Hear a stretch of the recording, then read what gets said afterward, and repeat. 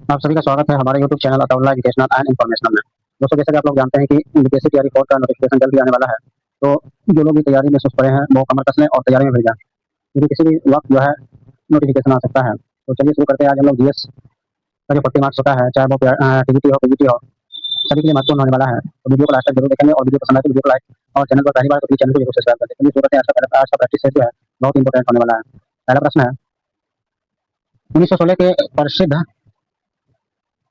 लखनऊ समझौते किनके बीच हस्ताक्षर हुआ था? 1916 में लखनऊ समझौता हुआ था, वो किनके बीच हुआ था? ऑप्शन ए में है महात्मा गांधी और मोहम्मद अली जिन्ना, ऑप्शन बी में है बाल गंगाधर तिलक और मोहम्मद अली जिन्ना, ऑप्शन सी जवाहरलाल नेहरू और लॉर्ड चेम्सफोर्ड, ऑप्शन डी में उपयुक्त में से एक से अधिक, ऑप्शन ई में उपयुक्त में से कोई नहीं। इसका जो सही आंसर हो जाएगा वो option number B is the correct answer हो जाएगा।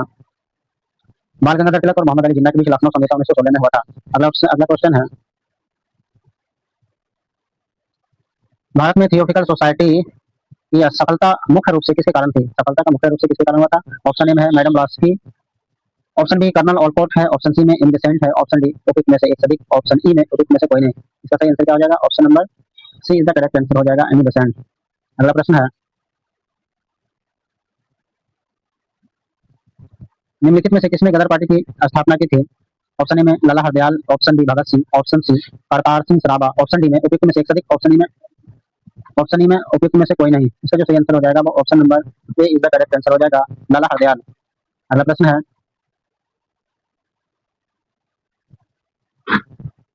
बिहार में 1857 के विद्रोह का नेतृत्व प्रसिद्ध जो नेता कुंवर सिंह ने किया था, वे किस स्थान से संबंधित थे? वो स्थान का नाम बताना है जहाँ से कुंवर सिंह संबंध रखते थे। ऑप्शन ए में है Patna, option B Jagdishpur, option C Arrah, option D में उपयुक्त में से कोई नहीं, ऑप्शन ई में इनमें से कोई नहीं। इसका सही आंसर क्या हो जाएगा? इसका जो सही आंसर हो जाएगा वो option number B is the correct answer हो जाएगा, जगदीशपुर। अगला प्रश्न है, स्वतंत्र भारत के प्रथम गवर्नर जनरल कौन थे? उसका नाम बताना है। ऑप्शन ए में लॉर्ड माउंटबेटन, ऑप्शन बी में C Rajagopalachari, option C doctor Rajendra Prasad, option D एक से अधिक, ऑप्शन ई में इनमें से कोई नहीं। इसका सही आंसर क्या होगा? इसका जो सही आंसर हो जाएगा वो option number A is the correct answer हो जाएगा, लॉर्ड माउंटबेटन। अगला प्रश्न है, महात्मा गांधी ने केवल एक बार कांग्रेस का अधिवेशन एक बार की अध्यक्षता की, अधिवेशन का नाम बताना, कहाँ हुआ था? तो ऑप्शन ए में है बेलगांव अधिवेशन 1924 में, ऑप्शन बी हरिपुरा अधिवेशन 1938 में, ऑप्शन सी में त्रिपुरा अधिवेशन 1940 में, ऑप्शन डी उपयुक्त में से एक से अधिक, ऑप्शन ई इनमें से कोई नहीं। इसका सही आंसर क्या हो जाएगा? Option number A is the correct answer हो जाएगा, बेलगांव अधिवेशन 1924 में। अगला प्रश्न है, बहिष्कृत हितकारिणी सभा की स्थापना निम्नलिखित में से किसके द्वारा किया गया था? ऑप्शन ए में है Jyotiba Rao Phule, option B doctor B Rao Ambedkar, option C में है पेरियार ई वी रामास्वामी और ऑप्शन डी में है उपयुक्त में से एक से अधिक है, ऑप्शन ई उपयुक्त में से कोई नहीं। इसका सही आंसर हो जाएगा ऑप्शन नंबर क्या हो जाएगा? B is the correct answer हो जाएगा, डॉक्टर बी राव अम्बेडकर। अगला प्रश्न है, वीडियो पसंद है तो वीडियो को लाइक करके चैनल पर पहली बार है तो प्लीज चैनल को जरूर सब्सक्राइब कर लेंगे। इसी तरह का आपको प्रैक्टिस से कराया जाएगा सेम हूबहू बीपीएससी पैटर्न पर।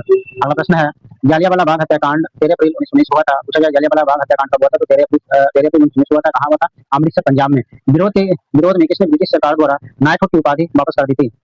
ऑप्शन ए में है महात्मा गांधी, ऑप्शन बी रविन्द्रनाथ टैगोर है, ऑप्शन सी में शंकर नायर है, ऑप्शन डी में उपयुक्त में से एक से अधिक, ऑप्शन ई में है उपयुक्त में से कोई नहीं। इसका जो सही आंसर हो जाएगा वो ऑप्शन नंबर बताइए कौन सा हो जाएगा? ऑप्शन नंबर बी इसका करेक्ट आंसर हो जाएगा, रविन्द्रनाथ टैगोर। अगला प्रश्न है, भारत का दक्षिणतम बिंदु इंदिरा पॉइंट कहाँ स्थित है? ऑप्शन ए में तमिलनाडु, ऑप्शन बी छोटा निकोबार, ऑप्शन सी बड़ा निकोबार में, ऑप्शन डी उपयुक्त में से एक से अधिक, ऑप्शन ई में उपयुक्त में से कोई नहीं। अगर इसका जो सही आंसर हो जाएगा option number C is the correct answer हो जाएगा, बड़ा निकोबार। अगला प्रश्न है, सुंदरबन डेल्टा का निर्माण करने वाली प्रमुख नदियां कौन सी है? ऑप्शन ए में गंगा और झेलम, ऑप्शन बी गंगा और ब्रह्मपुत्र, ऑप्शन सी में है सिंधु और झेलम, ऑप्शन डी में है उपयुक्त में से एक से अधिक, ऑप्शन ई में है उपयुक्त में से कोई नहीं। इसका सही आंसर क्या होगा? इसका सही आंसर हो जाएगा option number B is the correct answer, Ganga और ब्रह्मपुत्र। अगला प्रश्न है, भारत के किस राज्य में नर्मदा नदी का उद्गम स्थल अमरकंटक स्थित है? अमरकंटक जो बताना है किस राज्य में स्थित है? ऑप्शन ए में गुजरात में, ऑप्शन बी महाराष्ट्र में, option C Madhya Pradesh, option D उपयुक्त में से एक से अधिक है, ऑप्शन ई में उपयुक्त में से कोई नहीं। इसका सही आंसर क्या होगा बताइए? इसका सही आंसर हो जाएगा 11 का जो सही आंसर हो जाएगा option number C is the correct answer, Madhya Pradesh. अगला प्रश्न है, भारत का सर्वोच्च ऊंचा जलप्रपात कुंभिकल जलप्रपात किस राज्य में स्थित है? ऑप्शन ए में बताना है Karnataka, option B Kerala, option C Tamil Nadu, option D उपयुक्त में से एक से अधिक, ऑप्शन ई में उपयुक्त में से कोई नहीं। इसका सही आंसर क्या होगा? 12 का जो सही आंसर हो जाएगा ऑप्शन नंबर ए का करेक्ट आंसर हो जाएगा, कर्नाटक। अगला प्रश्न है, निम्नलिखित में से किस मृदा को रेगुर मृदा के नाम से भी जाना जाता है? ऑप्शन ए में जलोढ़ मृदा, ऑप्शन बी लाल मृदा, ऑप्शन सी काली मृदा, ऑप्शन डी उपयुक्त में से एक से अधिक, ऑप्शन ई में उपयुक्त में से कोई नहीं। इसका सही आंसर क्या हो जाएगा? बताइए, का सही आंसर हो जाएगा option number C is the correct answer हो जाएगा, C is the correct answer, काली मृदा। अगला प्रश्न है,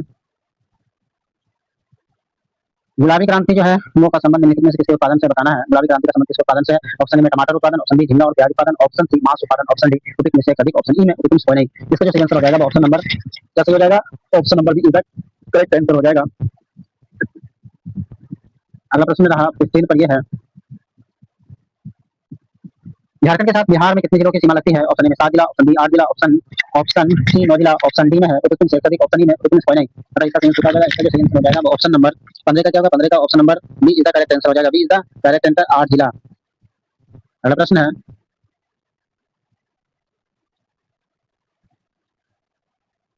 सौरमंडल का सबसे गर्म ग्रह का नाम बताना है। ऑप्शन ए में बुध, ऑप्शन बी शुक्र, ऑप्शन सी में मंगल, ऑप्शन डी उचित में से अधिक, ऑप्शन ई में इनमें से कोई नहीं। इसका सही आंसर क्या हो जाएगा, 16 का जो सही आंसर हो जाएगा option number B is the correct answer हो जाएगा, शुक्र। अगला प्रश्न है, मानव शरीर की सबसे बड़ी ग्रंथि का नाम बताना है, कौन सी है। ऑप्शन ए में अग्नाशय, ऑप्शन बी यकृत, ऑप्शन सी में थायराइड, ऑप्शन डी उचित में से अधिक, ऑप्शन ई में उचित में से कोई नहीं। इसका सही आंसर क्या हो जाएगा, इसका सही आंसर हो जाएगा option number B is the correct answer, यकृत। अगला प्रश्न है, विद्युत धारा को मापने के किस उपकरण का उपयोग किया जाता है। ऑप्शन ए में voltmeter, option B ammeter, option C galvanometer, option D उचित में से एक से अधिक, ऑप्शन ई में उचित में से कोई नहीं। इसका सही आंसर क्या हो जाएगा, 18 का जो सही आंसर हो जाएगा option number B is the correct answer हो जाएगा, आमीटर। अगला प्रश्न है, प्लास्टर ऑफ पेरिस का रासायनिक सूत्र का नाम बताना है। प्लास्टर ऑफ पेरिस का रासायनिक सूत्र क्या था। ऑप्शन ए में CSO4 into 2H2O, option B में CSO4 into half H2O, option C में CSO4 into 5H2O, option D उचित में से एक से अधिक, ऑप्शन ई में उचित में से कोई नहीं। इसका सही आंसर बताइए क्या होगा। इसका जो सही आंसर हो जाएगा 19 का सही आंसर हो जाएगा, ऑप्शन नंबर बी का करेक्ट आंसर हो जाएगा B CSO4 into half H2O। अगला प्रश्न है, पेनिसिलिन की खोज निम्नलिखित में से किसने की थी। ऑप्शन ए में Louis Pasteur, option B Alexander Fleming, option C Edward Jenner, option D में उचित में से एक से अधिक है, ऑप्शन ई में उचित में से कोई नहीं। इसका जो सही आंसर हो जाएगा वो ऑप्शन नंबर क्या सही हो जाएगा बताइए। बी इसका जो सही आंसर हो जाएगा ऑप्शन नंबर बी का करेक्ट आंसर हो जाएगा, अलेक्जेंडर फ्लेमिंग। अगला प्रश्न है, सिरके का मुख्य रूप से कौन सा अम्ल पाया जाता है। सिरका में जो मुख्य रूप से कौन सा अम्ल पाया जाता है। ऑप्शन ए में सिट्रिक अम्ल, ऑप्शन बी एसिटिक अम्ल, ऑप्शन सी में लैक्टिक अम्ल, ऑप्शन डी उचित में से एक से अधिक है, ऑप्शन ई में उचित में से कोई नहीं। इसका सही आंसर क्या हो जाएगा बताइए। इसका सही आंसर हो जाएगा, इसका जो सही आंसर होगा वो ऑप्शन नंबर बी का करेक्ट आंसर हो जाएगा, एसिटिक अम्ल। अगला प्रश्न है, आनुवंशिक के जनक के रूप में किसे जाना जाता है। ऑप्शन ए में Charles Darwin, option B Gregor Johann Mendel, option C में लैमार्क है, ऑप्शन डी उचित में से एक से अधिक है, ऑप्शन ई उचित में से कोई नहीं। इसका जो सही आंसर हो जाएगा वो ऑप्शन नंबर बी का करेक्ट आंसर हो जाएगा, ग्रेगर जोहान मेंडल। अगला प्रश्न है, पेंसिल पेंसिल की लीड बनाने में निम्नलिखित में से किसका उपयोग किया जाता है। पेंसिल का जो लीड बनाया जाता है उसका उपयोग किया जाता है किसका। ऑप्शन ए में चारकोल का, ऑप्शन बी सिलिकॉन का, ऑप्शन सी में ग्रेफाइट का, ऑप्शन डी उचित में से एक से अधिक है, ऑप्शन ई में उचित में से कोई नहीं। बताइए इसका सही आंसर क्या हो जाएगा। इसका जो सही आंसर हो जाएगा वो ग्रेफाइट हो जाएगा, ऑप्शन नंबर सी का करेक्ट आंसर। अगला प्रश्न है,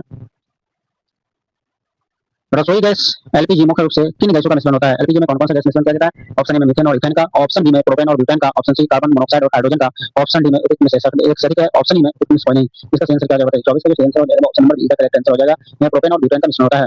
अगला प्रश्न है,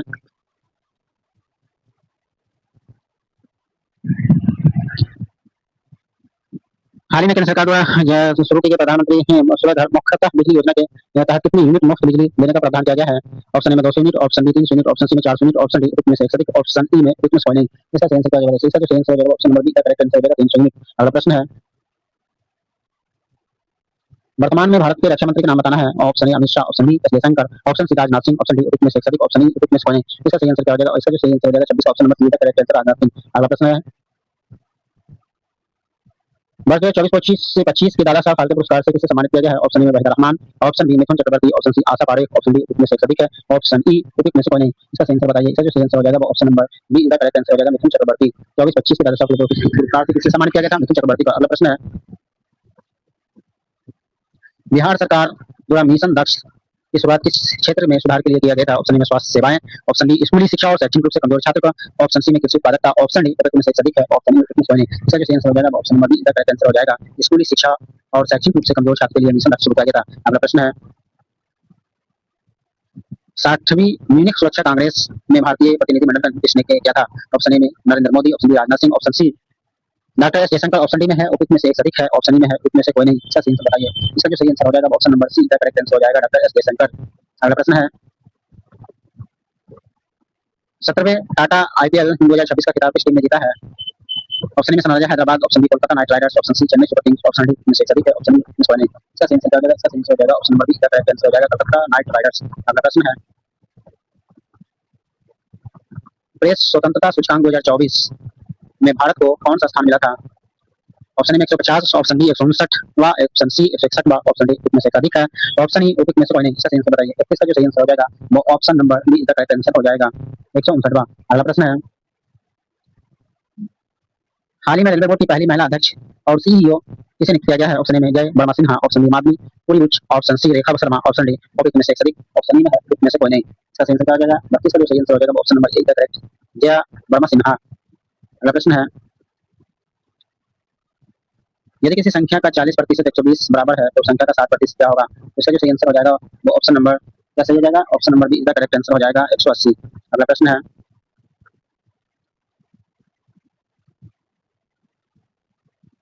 ए एक काम को 10 दिनों में और बी उसी काम को 15 दिनों में पूरा कर सकता है।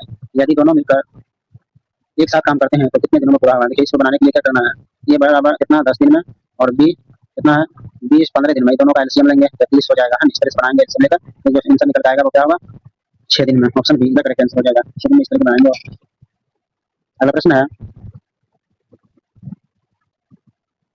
8,000 की राशि पर 5% वार्षिक चक्रवृद्धि ब्याज की दर से 2 वर्ष का चक्रवृद्धि कितना हो जाएगा? चक्रवृद्धि ब्याज कितना हो जाएगा? तो इसका सही आंसर क्या हो जाएगा? इसका भी सही आंसर हो जाएगा ऑप्शन नंबर सी हो जाएगा 820।